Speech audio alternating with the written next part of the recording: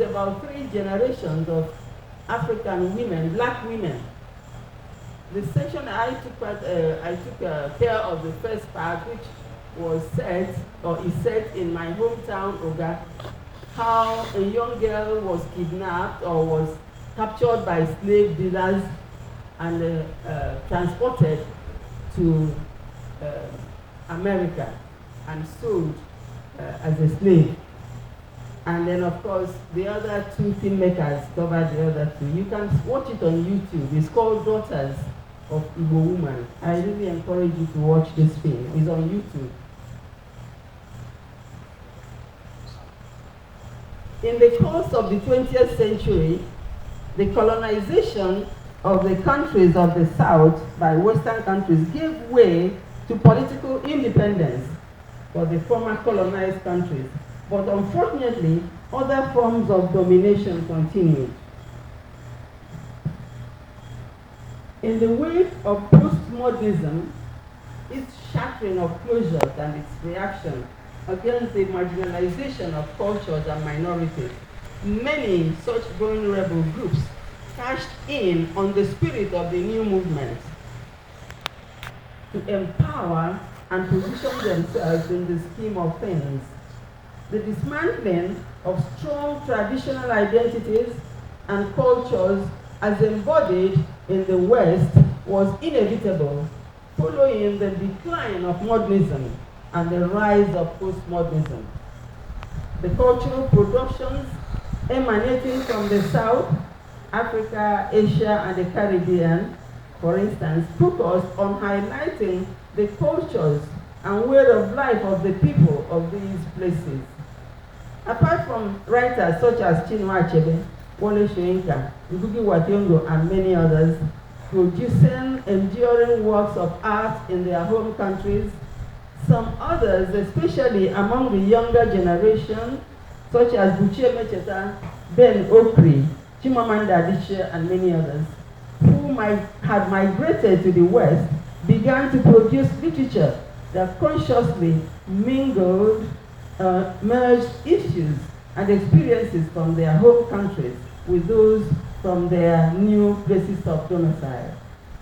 This transcultural literary experience is a result of the crossing of physical and cultural boundaries and the encouragement or advocacy of the intermingling of different peoples, communities, ethnic groups, and cultures.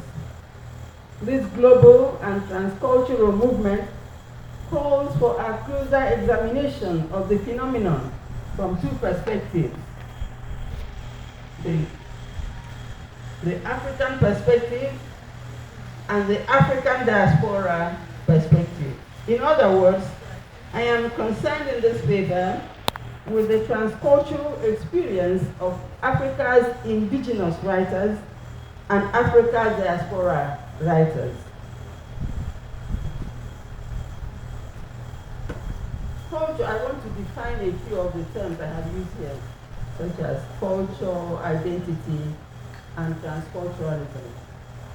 Culture is the sum total of a people's way of life, including their language, food, clothes, traditions, customs, attitudes, beliefs, etc. Culture and oral traditions played major roles in the work of African writers of the first generation.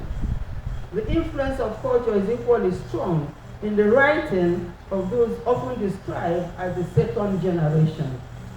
For these 2 generations of writers, the African identity is not ambiguous, for their works are rooted in the culture of their people. For instance, the Igbo culture informs Achebe's writing, while Soyinka and Femi Oshofiso's works are steeped in Yoruba culture. Tanure Ojaide draws material from his Yoruba culture from his Yoruba culture in Nigeria's oil-rich Niger Delta. The Ghanaians Kofi Awuno and Atukwe Okai's poetry are rooted in the oral tradition of their people. Ngugi wa Thiong'o and are influenced by the cultural traditions of their people, and so on and so forth. A third and perhaps a fourth generation of African writers have since emerged, and their orientation seems to be somewhat different from that of those who preceded them. What is the attitude to culture, to the identity question of the younger generation of writers? Eliji Bongo, Abubakar Adam Ibrahim, Lola Akonde, Goretti Kiomuhundo, and Mora Guitar, and many others. To the group also belong diaspora-based writers such as Chimamanda Adichie, Helen Habila, Chika Onigwe, Chigozie Obioma, Tejuko, No Violet Bulawayo, Nnedi Okorafo, Yagi Yasi, Mbue Imbolo, and many others. Regarding the diaspora writers, most of them had either migrated to the West, Europe, and North America from Africa, or were born in the West by African immigrants. African culture or oral tradition may not charm them as it had charmed these border-crossing writers and the older writers, as well as writers of their generation who live and write in Africa, the indigenous writers, as they are called. In a keynote lecture he gave at the 2018 African Literature Association Conference in Washington, D.C., USA, Helen Habila might have spoken for a sizable number of the category of writers whom he referred to as Afropolitans, borrowing the words of Taye Selassie. Born, I quote him, these are writers born in Africa but living in the outside, and born in foreign lands by African parents. Habila also referred to these writers as, quote, new voices since the Kane Prize and the Etisalat Prize, unquote.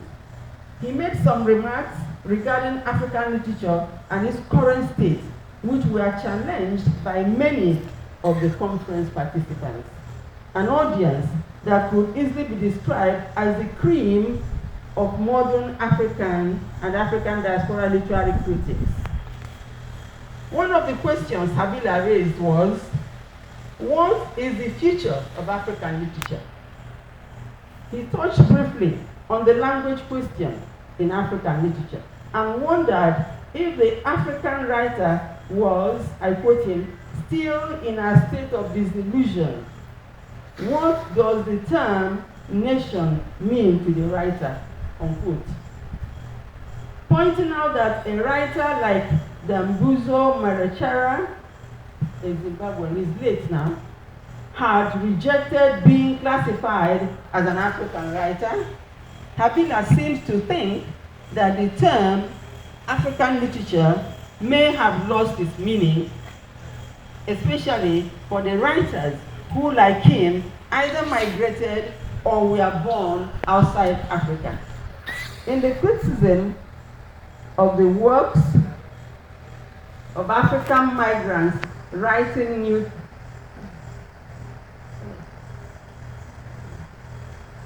Can I take that again?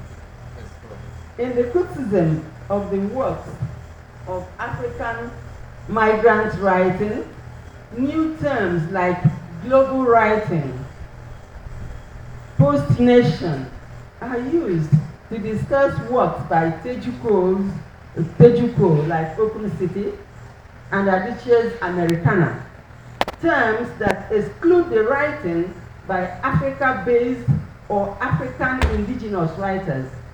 The writers have often been criticized for pandering to Western tastes. You see, one of the criticisms